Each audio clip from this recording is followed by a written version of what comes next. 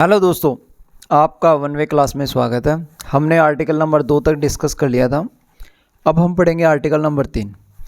Article number 3 में संसद के पास एक शक्ति दी हुई है कि वो किसी भी राज्य का नाम चेंज कर सकती है, किसी भी राज्य का सीमा क्षेत्र बढ़ा सकती है और किसी भी राज्य में बदलाव, जितने भी बदलाव है, चाहे वो सीमा क्षेत्र को बढ़ाना हो, चाहे वो किसी राज्य का नाम चेंज करना हो, चाहे वो क्षेत्रफल की बात हो, चाहे वो नाम की बात हो, चाहे वो जिस मर्जी की बात हो, इस पर संसद के पास शक्ति दी हुई है। संसद क्या कर सकती है? राज्य में बदलाव कर सकती है जितने वो चाहती है, नए राज्यों का निर्माण कर सकती है। अब हमारे पास 28 राज्य हैं, 30 राज्य भी कर सकती है, 32 राज्य भी कर सकती है और 27 राज्य भी कर सकती है। ये सारी शक्ति किसके पास है? हमारे संसद के पास है। संसद को एक संविधान संशोधन किया गया, 15वां संविधान संशोधन 1966। 15वां संविधान संशोधन 1966। इस संविधान संशोधन में बोला गया कि संसद संघ राज्य क्षेत्र के लिए भी उत्तरदायी है। यानी कि संघ राज्य क्षेत्र में भी अगर कोई बदलाव करना है तो वो संसद कर सकती है। ये पावर किस संशोधन द्वारा दी गई? 15वें संविधान संशोधन 1966 के द्वारा ये पावर संसद को मिली। अब ऐसा नहीं है कि कोई ऐसे ही मतलब सोच लेने से किसी भी राज्य का नाम चेंज नहीं कर सकते। इसका एक प्रोसेस है। क्या प्रोसेस है? कि सपोज दैट मैंने राजस्थान का नाम बदलना है, तो इस पर एक बिल बनेगा। वो बिल किसके पास जाएगा? राष्ट्रपति के पास। राष्ट्रपति की अनुमति होगी तो ही राज्य में बदलाव होगा। तो ये क्या होगा? राज्य में बदलाव होगा, वरना किसी भी तरह का कोई भी बदलाव नहीं होगा। तो अगर आपसे क्वेश्चन ये पूछे कि नए राज्य के निर्माण के लिए किसकी परमिशन जरूरी होती है, तो नए राज्य के निर्माण के लिए एक इंसान की परमिशन जरूरी होती है और वो है राष्ट्रपति। किसकी? राष्ट्रपति की परमिशन मोस्ट इंपॉर्टेंट होती है। विदाउट राष्ट्रपति की परमिशन से आप नया राज्य, किसी भी राज्य का क्षेत्रफल, किसी भी राज्य का नाम चेंज नहीं कर सकते। तो ये विधेयक जाएगा राष्ट्रपति के पास। राष्ट्रपति तब तक अनुमति नहीं देता, राष्ट्रपति ये विधेयक भेजता है राज्य के पास कि राज्य, अगर सपोज दैट मैं राजस्थान का नाम चेंज करना चाहता हूँ, मैंने एक बिल रखा, ये बिल मैंने राष्ट्रपति को भेजा कि मैं राजस्थान का नाम रामनगर करना चाहता हूँ, रामनगर करना चाहता हूँ। ये बिल राष्ट्रपति के पास जाएगा। राष्ट्रपति क्या करेगा?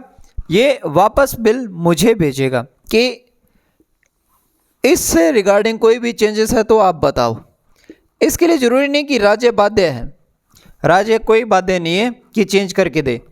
ये बिल राज्य वापस किसको भेजेगा? राष्ट्रपति को भेजेगा और राष्ट्रपति परमिशन दे देगा। राष्ट्रपति के परमिशन देने के बाद राज्य में नए चेंजेस आएंगे। राष्ट्रपति के परमिशन के बाद ही हम राज्य की जितनी भी हमारी कंडीशंस हैं वो हम अप्लाई कर सकते हैं। ठीक है, तो राजस्थान का नाम अगर मुझे रामनगर करना है तो किसकी परमिशन जरूरी है? राष्ट्रपति की परमिशन जरूरी है।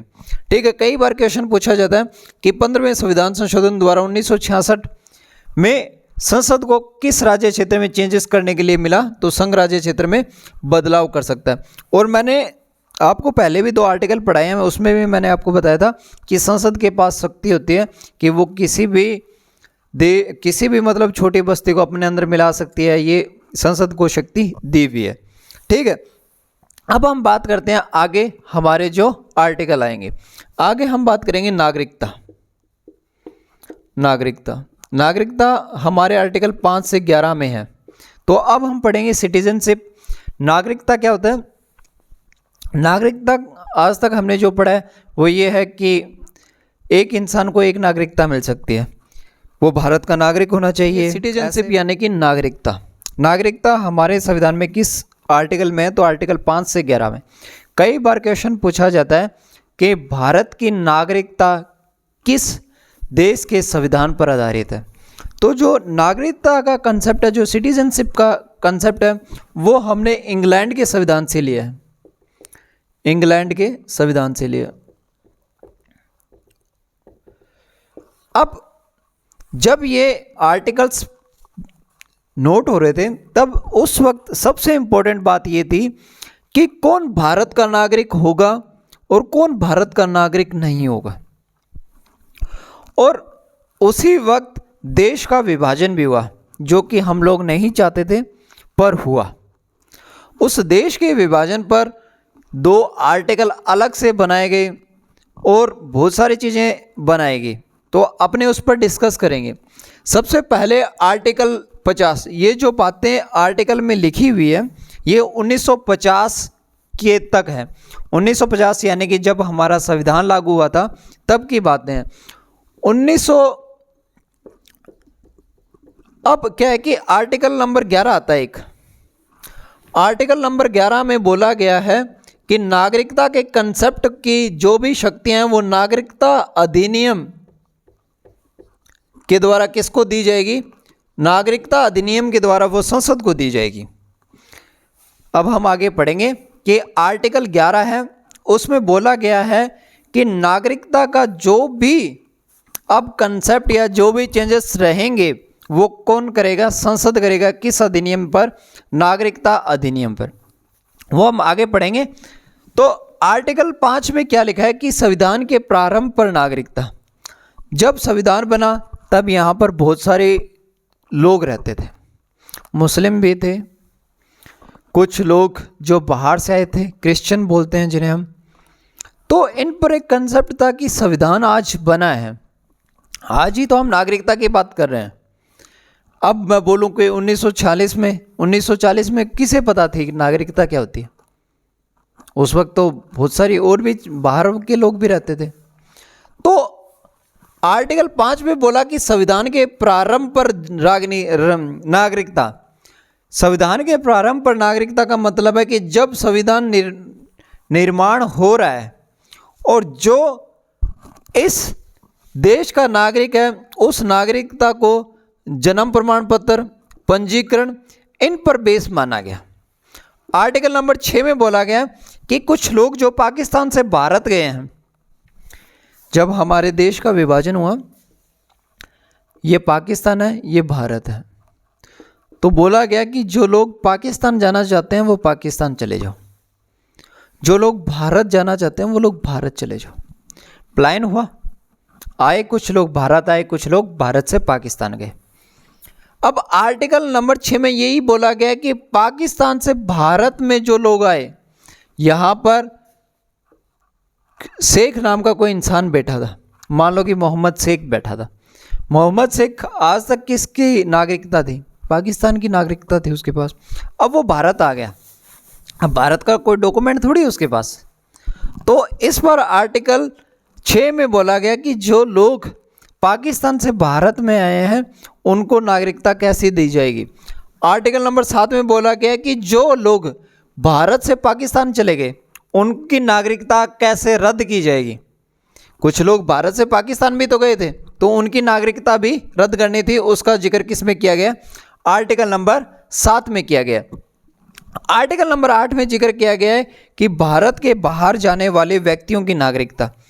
देखो, आज भी यही कंसेप्ट है, उस वक्त भी यही कंसेप्ट था। हम भारत देश को छोड़कर किसी दूसरे देश में जा सकते हैं और हमारी नागरिकता भारत की ही रहेगी तब तक जब तक हम किसी दूसरे देश की नागरिकता स्वीकार ना कर लें। सपोज दैट मैं भारत का हूँ, मैं 2 साल चीन रहा, 1 साल जापान रहा, 3 साल इंग्लैंड रहा, 1 साल ऑस्ट्रेलिया रहा। क्या मैं भारत का नागरिक हूँ? हाँ, मैं भारत का नागरिक हूँ। अगर मैंने ऑस्ट्रेलिया की नागरिकता ले ली, नागरिकता कैसे ली जाती है? शादी करके। शादी करके हम सिटीजनशिप ले सकते हैं। सपोज दैट मैं भारत का हूँ, मैंने फ्रांस की किसी लड़की के साथ शादी कर ली तो मुझे वहाँ की नागरिकता मिल जाएगी। मैं भारत का हूँ, मैंने पाकिस्तान में किसी लड़की के साथ शादी कर ली तो मुझे पाकिस्तान की नागरिकता मिल जाएगी अगर मैं वहाँ रहना चाहता हूँ। ऐसे ही पाकिस्तान की कोई लड़की है अगर भारत में किसी लड़के के साथ शादी कर लेती है तो उसे भारत की नागरिकता मिल जाएगी। तो इस तरह नागरिकता मिलती है। आर्टिकल 8 में इसी बात का जिक्र है कि जो भारत के बाहर गए लोग, उनकी नागरिकता तब तक रद्द नहीं होगी जब तक वो किसी दूसरे देश की नागरिकता स्वीकार ना कर ले।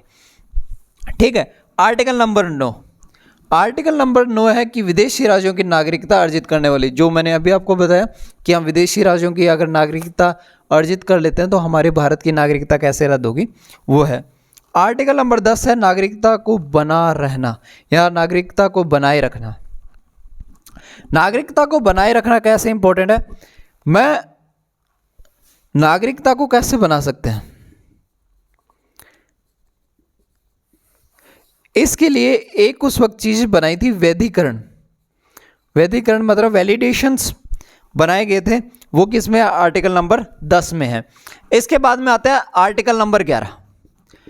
आर्टिकल नंबर 11 में नागरिकता पर संसद को क्या मिला, शक्ति मिली, और किस अधिनियम के तहत, नागरिकता अधिनियम के तहत।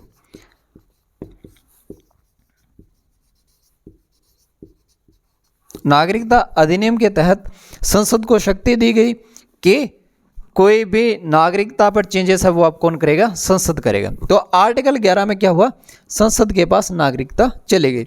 संसद ने भी बहुत चीज़ें बनाई, जैसे मैंने अभी आपको बताया जन्म प्रमाण पत्र, वैधीकरण। ठीक है। तो अब संसद भी कुछ बदलाव करेगा। होते हैं ना कि नई सत्ता किसी नए, पुरानी सत्ता जब किसी नए राजा के पास जाती है तो राजा सबसे पहले बदलाव करता है। वो बदलाव इसलिए करता है ताकि वो अपने आप को बनाए रखे और लोगों की नज़रों में ऐसा है कि प्रभावी राजा आया। ऐसा ही होता ना, आज भी ऐसा होता है। आप देख लेना, हमारा शहर का कोई भी एसपी चेंज होता है, आप देखना शुरुआती 6-7 दिन, जब एसपी चेंज होता है शुरुआती 6-7 दिन में ट्रैफिक पुलिस वाले खड़े रहते हैं जगह जगह। शराब के ठेके टाइम से पहले बंद हो जाते हैं, 8 बजे बंद हो जाते हैं। व्हीकल पुलिस वाली गाड़ियां घूमती रहती है पागलों की तरह, और वही एसपी आए हुए को 10 दिन हो जाते हैं, तब जैसे वही घोड़े वही मैदान शुरू हो जाते हैं। ऐसा ही होता है, जब पुरानी सत्ता किसी नए राजा के पास जाती है तो 4-5 दिन चलता है ये। तो ऐसे ही था, संसद के पास सिटीजनशिप नहीं गई तो संसद अपने अकॉर्डिंग को चेंज करेगा, और संसद ने यही चेंज किए। संसद ने बोला जन्म, पहला पॉइंट रखा जन्म, दूसरा पॉइंट रखा वंशानुगत। वंशानुगत होता है हमारी पीढ़ी दर पीढ़ी जो चीज़ें आती है, यानी कि मैं यहाँ पर अगर मैं भारत रह रहा हूँ, मेरा बच्चा भी भारत में ही अगर पला बड़ा तो उसे भारत की नागरिकता कैसे मिलेगी, तो उसे बोलते हैं वंशानुगत। पहला जन्म, दूसरा वंशानुगत, तीसरा पंजीकरण। पंजीकरण, जो लोग पाकिस्तान से भारत में आए थे उनका क्या किया गया था, पंजीकरण किया गया था। फिर वैशीकरण। वैशीकरण होता है वैलिडेशंस को बोल सकते हैं अपने, वैशीकरण को क्या बोलते हैं, वैलिडेशंस बोल सकते हैं। फिर अगला अर्जित क्षेत्र। अर्जित क्षेत्र मतलब हमने बांग्लादेश से कुछ बस्तियां ली थी, मैंने आपको बताया था ना कि हमने बांग्लादेश से 59 बस्तियां ली थी, 111 बस्तियां दी थी। तो ये 59 बस्तियां ली थी, इन यहाँ पर जितने लोग थे उसकी सिटीजनशिप किसकी थी, बांग्लादेश की थी। पर वो अब बस्तियां हमने ली है, लोग जाएं तो जाएं, ना जाएं तो ना जाएं, यही तो है। लोग जाएं तो उनकी मर्जी, ना जाए तो उनकी मर्जी। अगर वो ना जाए तो यहाँ पर तो उन्हें भारत की नागरिकता देनी पड़ेगी। अब वो भारत की नागरिकता कैसे मिलेगी, उस पर संसद ने बोला अर्जित क्षेत्र पर भी हम नागरिकता देंगे। तो हम इस पॉइंट पर आगे बात करेंगे अब कि संसद ने 5 तरह की नागरिकता का कंसेप्ट रखा, जन्म, वंशानुगत, अर्जित क्षेत्र, वैशीकरण। ठीक है, ये 4-5 चीज़ों पर संसद ने अपनी बात रखी और इस पर आगे नागरिकता अधिनियम बनाया, उस पर अपने अब बात करेंगे। तो अब हम पढ़ेंगे नागरिकता अधिनियम।